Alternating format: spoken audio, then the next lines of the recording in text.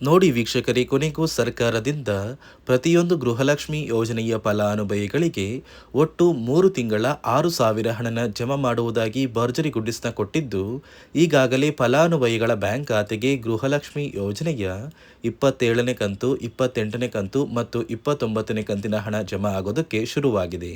ನಿಮ್ಮ ಬ್ಯಾಂಕ್ ಖಾತೆಗೂ ಕೂಡ ನಾಳೆ ಬುಧವಾರ ಏಪ್ರಿಲ್ 8ರಂದು ಕರ್ನಾಟಕದ 25 ಜಿಲ್ಲೆಗಳ ಪ್ರತಿ ಫಲಾನುಭವಿಗಳಿಗೆ ಈ 3 ತಿಂಗಳ 6,000 ಹಣ ಜಮಾ ಆಗ್ತಾ ಇದೆ. ಆದರೆ ಈ ಒಂದು ಹಣನ ಪಡಿಬೇಕು ಅಂದರೆ ಕೆಲವು ಹೊಸ ನಿಯಮಗಳ ಜೊತೆ ನೀವು ಗೃಹಲಕ್ಷ್ಮಿ ಯೋಜನೆಗೆ ಮರು ಅರ್ಜಿ ಹಾಕಬೇಕು ಅಂತ ಸರ್ಕಾರ ಆದೇಶ ಕೊಟ್ಟಿದೆ.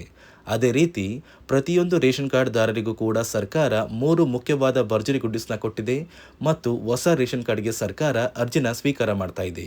ಹಾಗಾದರೆ ಬನ್ನಿ, ಸರ್ಕಾರದಿಂದ ಬಂದಿರುವ ಮಾಹಿತಿ ಏನು ಅಂತ ನಾನು ನಿಮಗೆ ತಿಳಿಸ್ಕೊಡ್ತಾ ಇದ್ದೀನಿ.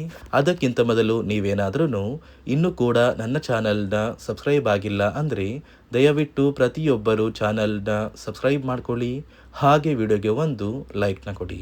ಹೌದು ವೀಕ್ಷಕರೇ, ಸರ್ಕಾರ ಪ್ರತಿಯೊಂದು ಗೃಹಲಕ್ಷ್ಮಿ ಯೋಜನೆಯ ಫಲಾನುಭವಿಗಳಿಗೂ ಹಾಗೂ ರೇಷನ್ ಕಾರ್ಡ್ ಹೊಂದಿರುವ ಪ್ರತಿಯೊಂದು ಕಾರ್ಡ್ದಾರರಿಗೂ ಈ ಬಾರಿ ಭರ್ಜರಿ ಗುಡ್ಡಿಸ್ನ ಕೊಟ್ಟಿದೆ.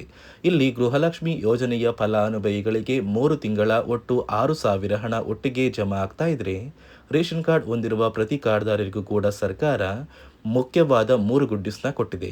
ಹಾಗಾದರೆ ಮೊದಲನೇದಾಗಿ ಗೃಹಲಕ್ಷ್ಮಿ ಫಲಾನುಭವಿಗಳಿಗೆ ಬಂದಿರುವ ಮಾಹಿತಿಯಲ್ಲಿ ನಿಮ್ಮ ಬ್ಯಾಂಕ್ ಖಾತೆಗೆ ಇಲ್ಲಿಯವರೆಗೂ ಸಾಕಷ್ಟು ಫಲಾನುಭವಿಗಳು 26 ಮತ್ತು 27ನೇ ಕಂತಿನ ಹಣನ ಪಡ್ಕೊಂಡಿದ್ದೀರಾ. ಸಾಕಷ್ಟು ಫಲಾನುಭವಿಗಳಿಗೆ 27ನೇ ಕಂತಿನ ಹಣ ಕೂಡ ಪೆಂಡಿಂಗ್ ಇದೆ.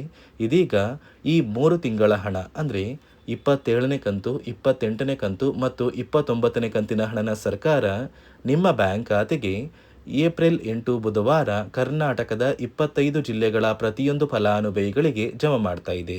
ಆದರೆ ನೀವು ಈ ಒಂದು ಹಣನ ಪಡಿಬೇಕು ಅಂದರೆ ಸರ್ಕಾರದಿಂದ ಕೆಲವು ಹೊಸ ನಿಯಮಗಳನ್ನ ಕೂಡ ಜಾರಿಗೆ ತಂದಿದೆ ಮತ್ತು ಗೃಹಲಕ್ಷ್ಮಿ ಯೋಜನೆಗೆ ನೀವು ಮರು ಅರ್ಜಿನ ಹಾಕಬೇಕು ಅಂತ ಆದೇಶ ಕೊಟ್ಟಿದೆ. ಯಾಕಂದರೆ ಸುಮಾರು 2 ಲಕ್ಷಕ್ಕಿಂತ ಅಧಿಕ ಮಹಿಳೆಯರು ಮರಣ ಹೊಂದಿದ್ದು, ಅವರ ಬ್ಯಾಂಕ್ ಖಾತೆಗೆ ಇನ್ನೂ ಕೂಡ ಗೃಹಲಕ್ಷ್ಮಿ ಹಣ ಜಮಾ ಆಗ್ತಾ ಇರೋದು ಸರ್ಕಾರಕ್ಕೆ ತಿಳಿದು ಬಂದಿದೆ. ಇದೇ ಕಾರಣಕ್ಕೆ ನೀವು ಇನ್ನು ಮುಂದೆ ಪ್ರತಿ ವರ್ಷವೂ ಕೂಡ ಗೃಹಲಕ್ಷ್ಮಿ ಯೋಜನೆಗೆ ಮರು ಅರ್ಜಿನ ಹಾಕಬೇಕಾಗುತ್ತೆ. ಅದೇ ರೀತಿ ಈ ಮರು ಅರ್ಜಿ ಹಾಕುವ ಸಂದರ್ಭದಲ್ಲಿ ನೀವು ಹೊಂದಿರುವ ಒಂದು ಲೈಫ್ ಸರ್ಟಿಫಿಕೇಟ್ನ ಕೊಟ್ಟು ನೀವು ಗೃಹಲಕ್ಷ್ಮಿ ಯೋಜನೆಗೆ ಮರು ಅರ್ಜಿನ ಹಾಕಬೇಕಾಗುತ್ತೆ. ಇದೀಗ ಈ ಏಪ್ರಿಲ್ ತಿಂಗಳಲ್ಲೂ ಕೂಡ ಸರ್ಕಾರದಿಂದ ನೇಮಕಗೊಂಡ ಅಧಿಕಾರಿಗಳು ನಿಮ್ಮ ಒಂದು ಊರಿಗೆ ಬರ್ತಾರೆ, ಪ್ರತಿ ಫಲಾನುಭವಿಗಳ ದಾಖಲಾತಿಗಳನ್ನ ಎಂಟ್ರಿ ಮಾಡ್ಕೊಂಡು ಹೋಗ್ತಾರೆ. ನಂತರ ಯಾವ ಫಲಾನುಭವಿಗಳು ಮರಣ ಹೊಂದಿದ್ದಾರೆ ಅಂಥವರಿಗೆ ಗೃಹಲಕ್ಷ್ಮಿ ಹಣ ಕೂಡ ಕ್ಯಾನ್ಸಲ್ ಆಗುತ್ತೆ.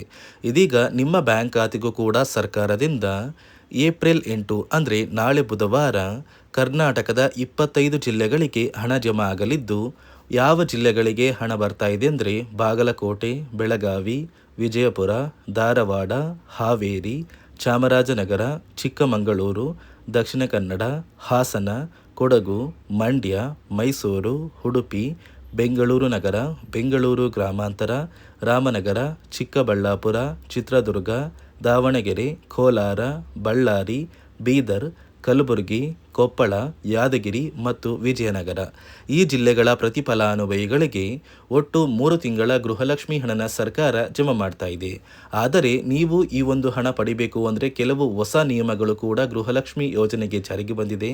ಆ ನಿಯಮಗಳು ಏನು ಅಂತ ತಿಳ್ಕೊಳ್ಳೋಣ. ಅದಕ್ಕಿಂತ ಮೊದಲು ರೇಷನ್ ಕಾರ್ಡ್ದಾರರಿಗೆ ಸರ್ಕಾರ ಏನೆಲ್ಲ ಒಂದು ಮುಖ್ಯವಾದ ಗುಡ್ ನ್ಯೂಸ್ನ ಕೊಟ್ಟಿದೆ ಅಂದರೆ, ಮೊದಲನೆಯ ಒಂದು ಗುಡ್ ನ್ಯೂಸ್ ಬಂದು ಸರ್ಕಾರ ಹೊಸ ರೇಷನ್ ಕಾರ್ಡ್ಗೆ ಅರ್ಜಿನ ಸ್ವೀಕಾರ ಮಾಡ್ತಾ ಇದೆ.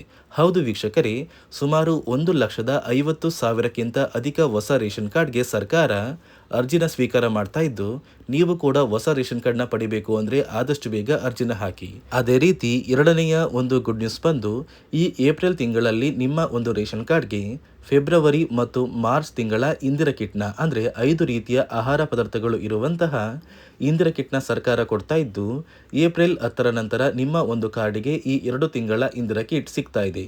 ಅದೇ ರೀತಿ ಮೂರನೆಯ ಒಂದು ಗುಡ್ ನ್ಯೂಸ್ ಬಂದು ನೀವು ಉಚಿತ ಅಕ್ಕಿ ಪಡಿಬೇಕು ಅಂದರೆ ಪ್ರತಿ ತಿಂಗಳು ನಿಮ್ಮ ಒಂದು ರೇಷನ್ ಕಾರ್ಡ್ನ ಯಾವುದೇ ಸದಸ್ಯರು ಒಂದು ಬೆರಳನ್ನ ಇಟ್ಟು ಅಕ್ಕಿನ ಪಡಿತಾ ಇದ್ರಿ. ಇನ್ನು ಮುಂದೆ ನಿಮ್ಮ ಒಂದು ಬೆರಳು ಆ ಒಂದು ಮಷಿನಲ್ಲಿ ವರ್ಕ್ ಆಗಿಲ್ಲ ಅಂದರೂ ಕೂಡ ಆ ಒಂದು ಅಧಿಕಾರಿಗಳು ನಿಮ್ಮ ಹೆಸರನ್ನ ಒಂದು ದಾಖಲಾತಿಯಲ್ಲಿ ಎಂಟ್ರಿ ಮಾಡಿಕೊಂಡು ನಿಮ್ಮ ಒಂದು ರೇಷನ್ ಕಾರ್ಡ್ಗೆ ಸಿಗುವ ಉಚಿತ ಅಕ್ಕಿನ ಕೊಡಬೇಕು ಅಂತ ಸರ್ಕಾರ ಆದೇಶ ಕೊಟ್ಟಿದೆ. ಈ 3 ಗುಡ್ ನ್ಯೂಸ್ನ ಪ್ರತಿ ರೇಷನ್ ಕಾರ್ಡ್ದಾರರಿಗೆ ಸರ್ಕಾರ ಕೊಟ್ಟಿದೆ. ಅದೇ ರೀತಿ ನೀವು ಗೃಹಲಕ್ಷ್ಮಿ ಹಣ ಪಡಿಬೇಕು ಅಂದರೆ ಕೆಲವು ನಿಯಮಗಳು ಕೂಡ ಜಾರಿಗೆ ಬಂದಿದೆ. ನೋಡಿ ಸ್ನೇಹಿತರೆ, ಈ ಬಾರಿ ಸುಮಾರು 1 ಲಕ್ಷಕ್ಕಿಂತ ಅಧಿಕ ಫಲಾನುಭವಿಗಳ ಬ್ಯಾಂಕ್ ಖಾತೆಗೆ ಸರ್ಕಾರ ಗೃಹಲಕ್ಷ್ಮಿ ಯೋಜನೆಯ ಹಣನ ಜಮಾ ಮಾಡ್ತಾ ಇಲ್ಲ. ಕಾರಣ ಏನು ಅಂದರೆ, ನಿಮ್ಮ ಬ್ಯಾಂಕ್ ಖಾತೆಗೆ ಡೆಬಿಟ್ ಮೂಲಕ ಹಣ ಜಮಾ ಮಾಡುವಂತಹ ಸಂದರ್ಭದಲ್ಲಿ ಸರ್ಕಾರ ಸಾಕಷ್ಟು ಫಲಾನುಭವಿಗಳ ಒಂದು ಬ್ಯಾಂಕ್ ಖಾತೆಗೆ ಹಣ ಜಮಾ ಮಾಡೋದನ್ನು ಕ್ಯಾನ್ಸಲ್ ಮಾಡಿದೆ. ಯಾಕಂದರೆ ಇತ್ತೀಚೆಗೆ ಹಣಕಾಸು ಇಲಾಖೆ ಜಾರಿಗೆ ತಂದಿರುವ 5 ನಿಯಮಗಳ ಆಧಾರದ ಮೇಲೆ ಪ್ರತಿಯೊಂದು ಫಲಾನುಭವಿಗಳಿಗೆ ಸರ್ಕಾರ ಈ ಒಂದು ಹಣನ ಜಮಾ ಮಾಡ್ತಾ ಇದ್ದು, ಯಾರೆಲ್ಲ ಫಲಾನುಭವಿಗಳು ಈ ನಿಯಮಗಳನ್ನ ಪಾಲಿಸಿಲ್ಲ, ನಿಮ್ಮ ಬ್ಯಾಂಕ್ ಖಾತೆಗೂ ಕೂಡ ಹಣ ಜಮಾ ಆಗೋದಿಲ್ಲ. ಹಾಗಾದರೆ ಬನ್ನಿ ಸ್ನೇಹಿತರೆ, ಸರ್ಕಾರ ಜಾರಿಗೆ ತಂದಿರುವ ಆ 5 ಹೊಸ ನಿಯಮಗಳು ಏನು ಅಂತ ನಾನು ನಿಮಗೆ ತಿಳಿಸ್ಕೊಡ್ತಾ ಇದ್ದೀನಿ. ನೋಡಿ ಸ್ನೇಹಿತರೆ, ಮೊದಲನೆಯ ಒಂದು ನಿಯಮ ಬಂದು, ಸಾಕಷ್ಟು ಫಲಾನುಭವಿಗಳು ಹೊಂದಿರುವಂತಹ ಒಂದು ರೇಷನ್ ಕಾರ್ಡ್ ಏನಿದೆ, ಆ ಒಂದು ರೇಷನ್ ಕಾರ್ಡ್ನ ಮನೆಯ ಸದಸ್ಯರ ಪ್ರತಿಯೊಬ್ಬರ ಒಂದು ಆಧಾರ್ ಕಾರ್ಡ್ನ ನಿಮ್ಮ ರೇಷನ್ ಕಾರ್ಡ್ಗೆ ಕಡ್ಡಾಯವಾಗಿ ಲಿಂಕ್ ಮಾಡಿಸ್ಬೇಕು. ಅಂದರೆ ಈ ಒಂದು ಲಿಂಕ್ ಮಾಡಿಸುವಂತಹ ಒಂದು ಪ್ರೊಸೀಜರ್ಗೆ ಸರ್ಕಾರ KYC ಅಂತ ಕರೀತಾರೆ. ನಿಮ್ಮ ರೇಷನ್ ಕಾರ್ಡ್ಗೆ ಇನ್ನೂ ಸಹ KYC ಆಗಿಲ್ಲ ಅಂದರೆ ನಿಮ್ಮ ಬ್ಯಾಂಕ್ ಖಾತೆಗೆ ಸರ್ಕಾರ ಮುಂದಿನ ದಿನಗಳಲ್ಲಿ ಗೃಹಲಕ್ಷ್ಮಿ ಯೋಜನೆಯ ಹಣನ ಕ್ಯಾನ್ಸಲ್ ಮಾಡುತ್ತೆ. ಅದೇ ರೀತಿ ಎರಡನೆಯ ಒಂದು ನಿಯಮ ಬಂದು, ಸಾಕಷ್ಟು ಫಲಾನುಭವಿಗಳು ಕಳೆದ 3 ತಿಂಗಳಿಂದ ಸರ್ಕಾರದಿಂದ ಬರ್ತಾ ಇರುವಂತಹ ಒಂದು ರೇಷನ್ ಏನಿದೆ, ಅಂದರೆ ಉಚಿತ ಅಕ್ಕಿ ಏನಿದೆ, ಈ ಒಂದು ರೇಷನ್ನ ಪಡ್ಕೋತಾ ಇಲ್ಲ. ಒಂದು ವೇಳೆ ಕಳೆದ 3 ತಿಂಗಳಿಂದ ನೀವು ರೇಷನ್ನ ಪಡ್ಕೊಂಡಿಲ್ಲ ಅಂದರೆ ಸರ್ಕಾರ ನಿಮ್ಮ ಬಳಿ ಇರುವಂತಹ ಒಂದು ರೇಷನ್ ಕಾರ್ಡ್ನ ಕ್ಯಾನ್ಸಲ್ ಮಾಡುತ್ತೆ.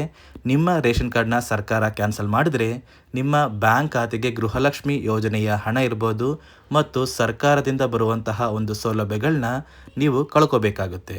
ಅದೇ ರೀತಿ ಮೂರನೆಯ ಒಂದು ನಿಯಮ ಬಂದು, ನೋಡಿ ಸ್ನೇಹಿತರೆ, ನಿಮ್ಮ ಬಳಿ ಇರುವಂತಹ ಒಂದು ಆಧಾರ್ ಕಾರ್ಡ್ ಏನಿದೆ, ಆ ಒಂದು ಆಧಾರ್ ಕಾರ್ಡ್ನ ಕಳೆದ 15 ವರ್ಷಗಳಲ್ಲಿ ನೀವು ಯಾವುದೇ ರೀತಿಯ ಒಂದು ತಿದ್ದುಪಡಿನ ಮಾಡಿಸಿಲ್ಲ ಅಂದರೆ ನಿಮ್ಮ ಬ್ಯಾಂಕ್ ಖಾತೆಗೆ ಸರ್ಕಾರ ಗೃಹಲಕ್ಷ್ಮಿ ಯೋಜನೆಯ ಹಣನ ಕ್ಯಾನ್ಸಲ್ ಮಾಡುತ್ತೆ.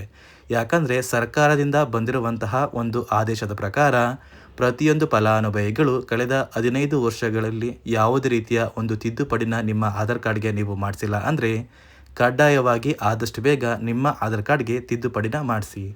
ಅದೇ ರೀತಿ 4ನೆಯ ಒಂದು ನಿಯಮ ಬಂದು, ನಿಮ್ಮ ಕುಟುಂಬದ ಒಂದು ವಾರ್ಷಿಕ ಆದಾಯ 7 ಲಕ್ಷಕ್ಕಿಂತ ಕಡಿಮೆ ಇರಬೇಕು. ಒಂದು ವೇಳೆ ನಿಮ್ಮ ಕುಟುಂಬದ ವಾರ್ಷಿಕ ಆದಾಯ 7 ಲಕ್ಷಕ್ಕಿಂತ ಜಾಸ್ತಿ ಇದ್ದರೆ ನಿಮ್ಮ ಬ್ಯಾಂಕ್ ಖಾತೆಗೆ ಸರ್ಕಾರ ಗೃಹಲಕ್ಷ್ಮಿ ಯೋಜನೆಯ ಹಣನ ಕ್ಯಾನ್ಸಲ್ ಮಾಡುತ್ತೆ. ಅದೇ ರೀತಿ 5ನೆಯ ಒಂದು ನಿಯಮ ಬಂದು, ನಿಮ್ಮ ಕುಟುಂಬದ ಸದಸ್ಯರು ಅಥವಾ ಗೃಹಲಕ್ಷ್ಮಿ ಯೋಜನೆಯ ಫಲಾನುಭವಿಗಳು ಯಾರು ಕೂಡ ಸರ್ಕಾರಿ ನೌಕರರಾಗಿ ಕಾರ್ಯನಿರ್ವಹಿಸ್ತಾ ಇರಬಾರ್ದು.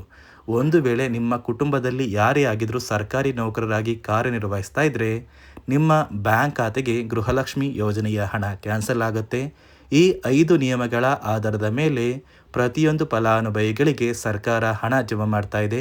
ಒಂದು ವೇಳೆ ನೀವು ಈ 5 ನಿಯಮಗಳನ್ನ ಪಾಲಿಸಿಲ್ಲ ಅಂದರೆ ನೀವು ಕೂಡ ಗೃಹಲಕ್ಷ್ಮಿ ಯೋಜನೆಯ ಹಣದಿಂದ ವಂಚಿತರಾಗಬೇಕಾಗುತ್ತೆ. ನೋಡಿ ವೀಕ್ಷಕರೇ, ನಿಮ್ಮ ಬ್ಯಾಂಕ್ ಖಾತೆಗೆ ನಾಳೆ ಬುಧವಾರ ಏಪ್ರಿಲ್ 8ರಂದು ಕರ್ನಾಟಕದ 25 ಜಿಲ್ಲೆಗಳ ಪ್ರತಿ ಫಲಾನುಭವಿಗಳಿಗೆ 3 ತಿಂಗಳ ಗೃಹಲಕ್ಷ್ಮಿ ಯೋಜನೆಯ 8,000 ಹಣ ಜಮಾ ಆಗ್ತಾ ಇದೆ. ಮತ್ತು ರೇಷನ್ ಕಾರ್ಡ್ ಹೊಂದಿರುವ ಪ್ರತಿ ಕಾರ್ಡ್ದಾರರಿಗೂ ಕೂಡ ಸರ್ಕಾರ 3 ಗುಡ್ ನ್ಯೂಸ್ನ ಕೊಟ್ಟಿದ್ದು ಪ್ರತಿಯೊಬ್ಬರಿಗೂ ಪ್ರತಿ ಸೌಲಭ್ಯಗಳು ಸಿಗುತ್ತೆ ಅಂತ ಹೇಳ್ತಾ, ಇದಿಷ್ಟು ಸರ್ಕಾರದಿಂದ ಬಂದಿರುವ ಹೊಸ ಮಾಹಿತಿಯಾಗಿದೆ. ನಾನು ಕೊಟ್ಟಿರುವ ಮಾಹಿತಿ ನಿಮಗೆ ಇಷ್ಟ ಆಗಿದ್ದಲ್ಲಿ ದಯವಿಟ್ಟು ಪ್ರತಿಯೊಬ್ಬರು ನನ್ನ ಚಾನಲ್ನ ಸಬ್ಸ್ಕ್ರೈಬ್ ಮಾಡ್ಕೊಳ್ಳಿ, ಹಾಗೆ ವಿಡಿಯೋಗೆ ಒಂದು ಲೈಕ್ನ ಕೊಡಿ.